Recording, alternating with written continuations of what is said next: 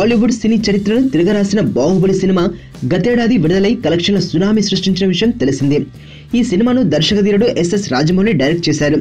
కేవలం తెలుగులోనే కాకుండా దేశంలోని ఇతర భాషల్లో కూడా బాహుబలి సినిమా కలెక్షన్ల మోత మోగించింది. ఇప్పుడు బాహుబలి సినిమా రెండో భాగం తెరకెక్కుతున్న విషయం తెలిసిందే.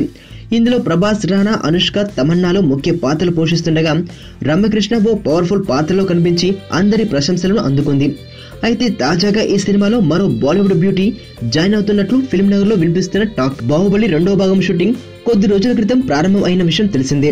ఇక ఈ సినిమాకు సంబంధించిన ఓ వార్త ఇప్పుడు ఫిల్మ్ నగర్ లో చక్కలు కొడుతోంది. బాలీవుడ్ బ్యూటీ దీపికా పదుకొనే ఈ సినిమాలో ఓ పాత్ర కోసం నటించనున్నట్లు తెలుస్తోంది. బాహుబలి సినిమాలోని అతి కీలకమైన పాత్ర ఒకటి ఉండగా ఈ పాత్ర కోసం దీపికాను సంప్రదించారు చిత్ర యూనిట్.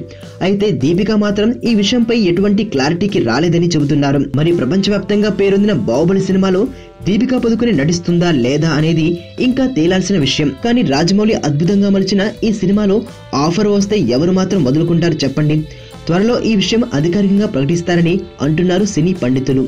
కలూరి సింతామణి నా పేరంటే తెలియనోళ్ళు లేరే జాని, వయసు లెక్క సీక్రెట్ గాని నన్నడగ మాక అంటాంది జారేవుని.